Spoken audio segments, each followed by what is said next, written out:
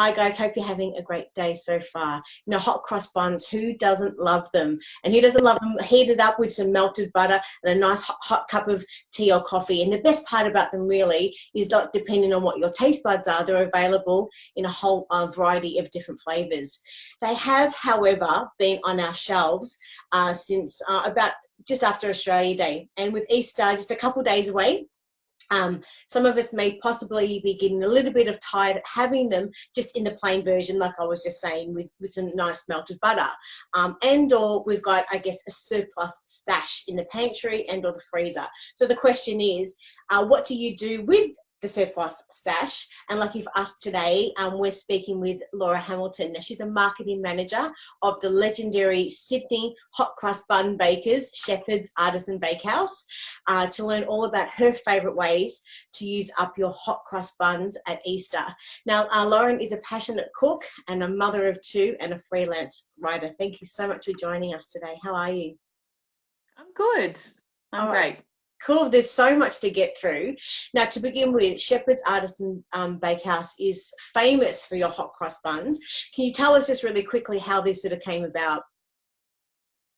We've baked the hot cross buns for quite a while at Shepherd's, but as with all products, so Shepherd's previously, prior to the current lockdown laws, very much enjoyed exhibiting and selling our products through farmers markets. Even though we have 3 stores, we love doing the farmers markets because we get to speak, to customers quite slowly and listen to feedback. So we take that feedback on board constantly, and we're adapting and improving our recipes across the board. But hot cross buns are kind of they're something that people are quite particular about. So we've definitely listened to customer feedback. Over the years, I've worked for these guys for 6 years now, and they've gotten better every year. I'm pretty I guess I'm the ultimate guinea pig. I eat dozens of them every year. They're getting taller and fluffier and fruitier, and that's what people like. So we've developed different flavours. Probably the most notable is the fruitless, because of customer feedback. Enough people came to us and said, I actually hate raisins. I hate sultanas. Take them out. So we all kind of thought that was a little odd. We loved them, but we developed that, and it definitely doesn't outsell the traditional, but it sells enough to have stayed on for 3 years now. So there's a, as you said, there's a different taste for every palate. Yeah. Well, we've got some questions to ask you about both savoury and sweet hot cross buns. Before we get stuck into them, we published your article titled Hot Cross Buns Leftovers. So for someone who hasn't read the article, can you give us a quick overview what it's about and just what inspired you to write it? Sure. So I was inspired to write it because I get free hot cross buns. So my freezer is full of hot cross buns. And even though my children would just eat them, toasted for morning tea, or I pop them in their school lunch boxes, they're happy to eat them that way. I start to get a little bored after a while and start to think, what can I do with these? And I did a bit of Googling, and I've done a little bit of just my own sort of coming up with ideas at home. And I've broken it down to a couple of good standby favourites. There's another one that's mentioned in the article that actually I've personally not tried, but the brother of the owner of the bakery of Shepherd's really strongly swears by it, and it's his Easter tradition to make that. So I included that on his behalf. He swears by it, and that's the one where you're using the savoury fillings. So he actually he makes like a kind of almost like a Reuben sandwich with slaw or pickles and pastrami, or that kind of cured meat. With or without cheese, and he loves that combination. So cool. Yeah, that's a tribute to him. All right, we're going to get to the question about the savoury ones in just a moment, but let's start. In your view, what makes a truly great hot cross bun? I'm like an agnostic lover of hot cross buns of all kinds. So I'm not one that says they have to have this or they have to have that. But in general, the dough has to be fluffy and they have to be tall, which sounds a bit weird for a hot cross bun, but you would know yourself. If they're kind of like that, they're almost like a little scone, and that's a bit of a disappointment. Ours are like that, and that's what you want, and that's because of the air pockets in the dough. So it's really, really fluffy. When you pull them apart, you get that great separation. Yes. You're not kind of cutting into it like a hard piece of bread. So that's a bit of a fail if that's the situation you're in. So fluffy, tall, and fruity. I like quite a lot of fruit in mine. And then I think keeping on coming up with new ideas is one of the things that also sets a bakery or a hot cross bun line apart, because we've all eaten them since we were children, and there is debate around whether you should mess with them with different flavors, but I personally think it's fun, and why not? So we love every year coming up with new flavors that just makes it a little bit more interesting for people. Yeah. And next question, what is your favorite recipe to use up the stale buns? I've tried all of them now, and out of the ones that I put in the article, I like the creme brulee the best with the raspberries. Yeah. So which one do you use for that? Do you just use a flour, a plain? You could really use any. It's very much the same. The creme brulee it's very similar to the bread and butter pudding idea. So it's making that kind of rich eggy custard and laying it over. It just depends on whether you're doing it with a crackly topping or not. But I like that eggy custardy kind of recipes with the hot cross buns, because I think they can be really, really strong and sweet and quite rich, but that kind of, just softens it a little bit. And it's really nice with fruit, with some berries or ice cream. So anything, the hot cross bun, bread and butter pudding, creme brulee, that kind of arena is what I turn to usually. Fantastic. And in the article, you do list a whole list of different things that we can do. But the creme brulee is one I'm going to definitely give a shot this weekend, that's for sure. Yeah. Next question, what are the craziest freak bun flavours that you've come across? I haven't seen that many on the market. I've seen some crazy colours. I've seen green ones. They look revolting. I can't really imagine why you would make them green. I've seen rainbow ones, but the flavour profiles don't tend to be too mad. But we actually ran a competition this year to design a hot cross bun. We ran it through our Instagram and Facebook stories, and it went crazy. It had the most entries we've ever had of coming up with your own freak hot cross bun flavour, basically. And some of the things that people submitted were just outrageous. I think outrageously good and outrageously horrible. Somebody wanted us to make Vegemite and cheese hot cross buns. We had to say no to that, sadly. The one that almost won, we kind of tossed up between the winner and this one, which was coffee, cardamom and chocolate buns, which I thought that sounded nice. It's weird but nice. Yeah. The one that won was cherry ripe. And the reason it won, apart from sounding just amazing, was that we had actually played around and tested doing something similar in the past. So we sort of knew, okay, we've got a rough idea of how to do this. We can probably, get onto that in a reasonable time frame. So we saw that entry come in, and straight away we were like, yes, cherry ripe, we can do that. We can do that. Well, I mean, we've actually published some articles how to obviously create them and cook them at home. So that might actually give lots of people watching some inspiration to be able to try something different, as opposed to just having your standard hot cross buns that they're sort of making on the long weekend here for Easter. So there's some awesome ideas. And now, this is a really important question, because I've got a savoury palate.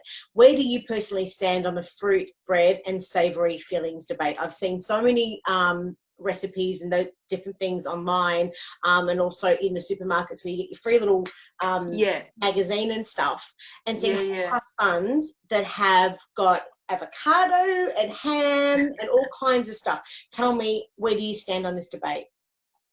It makes sense to me when you think about it. If you get a cheese platter, especially if you go somewhere nice like a winery or a nice restaurant, you get a cheese platter, you'll often get really thin little fruit toasts to serve it with, because that strongly salty with sweet combination is really fresh for your palate and really nice, and a bit of a change and a bit different. So it's essentially like that. I can definitely see with that, particularly with cheese and a salted meat, it would be nice. I don't know about avocado, or Vegemite. They both sound like a little bit wacky to me. I've never tried them personally, but it's your buns, it's your avocado, and if you want to put them together, more power to you, I say. Well, avocado and Vegemite is something that a lot of people have, and I have it on toast all the time, actually, which is a weird combination, but somehow it does work. I want you to try it on the hot cross buns, and you'll have to tell me how it works. Well, and I think that's just the thing, isn't it, too? Because I guess it's just the sugar content within the bun that would sort of confuse the palate. I think having that element to it a little bit. It's like the whole debate about banana bread. Is it banana bread or is it a cake? And I've researched this a lot in the past, and from my understanding, it depends on the sugar content of whatever the actual the bread, the bun, or whatever it is. So anyway, that's just a little bit of makes sense. Useless trivia for everyone to have. Now, another question. Do you guys really cop flack every year for the dates that you actually release and bring out your hot cross buns? Yeah, we actually do. It's I think we might have hit a sweet spot this year because it was a bit less. We maybe had only 2 or 3 comments, but other years we've had like 5 or 6 a day in that sort of period where we're bringing them out. Some people are quite polite and they'll send you a little email or a private Facebook or Instagram message and say, you know, hey, don't you think it's a bit early? We just had Christmas or something. Some people write, you know, quite kind of heated up comments on live Facebook feeds and things. It really surprises me because we, as a bakery, we are always after the supermarket, sometimes by up to 6 weeks after.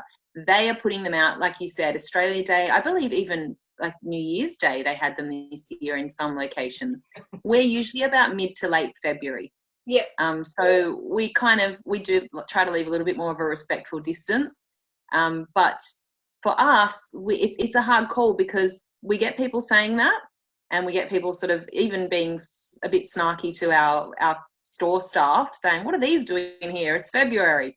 But then the very next person, if you don't have them out, will be saying, where are your hot cross buns? I want your hot cross buns. So you can't really win. It's just one of those things. And I guess it's a funny little first world problem that probably in the current situation we're kind of not really too worried about anymore. And look, for all the hot cross bun addicts that after Easter are sort of going to start to have some withdrawal symptoms, what can you actually recommend for the rest of the year?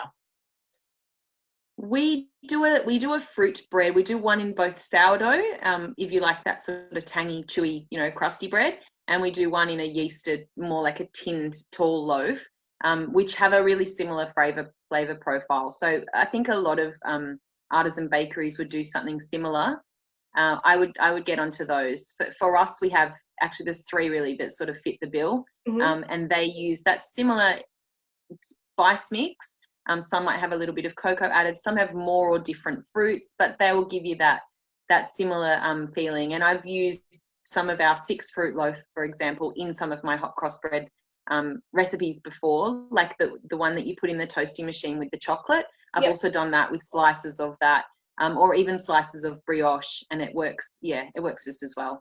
All right, so they're things after the Easter break that people can be sort of continuing to sort of cook up and munch on, And given that we're in isolation at the moment, you know, what are some of the ideas that you've actually seen to help celebrate Easter in isolation this year? We've seen personally as a business, we just about not even 2 weeks ago, maybe 10 days ago, we moved our business partially online. So we still have the stores available, but our wholesale and our markets business obviously has, you know, dropped off due to the current restrictions just temporarily. So we knew that a lot of people wouldn't be able to get their hands on the hot cross buns, and we in a pretty quick turnaround brought our part of our business online to be able to home deliver hot cross buns and all of our other products. And we've seen a huge amount of people not only ordering them for themselves, but we can tell by the fact that when their order comes in, the billing address and the shipping address are different, which tells you that someone's buying them for someone else to send to them. And that's really lovely. Like, we find that really touching because it's kind of sending a little bit of Easter love to somebody who you can't be with maybe. And I'm imagining hopefully hot cross bun morning teas going on across this long weekend with the Shepherd's hot cross buns.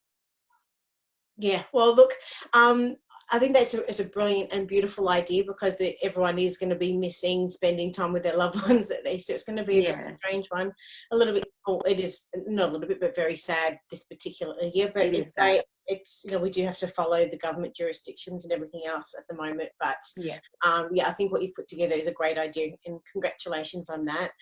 Thanks again for giving us the opportunity to have the chat. For everyone watching, once again, we'll have a link through to Lauren's article. Just to give you a quick overview, the things that she's actually included in is hot cross French toast, which is a beautiful idea, which you can sort of have.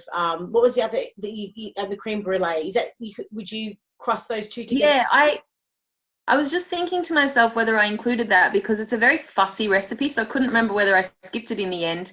I knew I was planning on putting in either that one or my favorite, which is the bread and butter pudding, but they're very similar. So if you want to find something around those lines, you get Googling and you'll find something similar. Yeah, so your article has a hot cross French toast, Easter breadcrumbs, the instead of bread and butter pudding, it's bun and butter pudding. Bun and butter, that's right. That's the one. Hot cross sliders, that's the savoury option, and Yes. chocolate toasties. So we'll have that link at the bottom of the introduction paragraph. Love chatting with you, and thanks again for your time. Have a great Easter. Take care. Bye.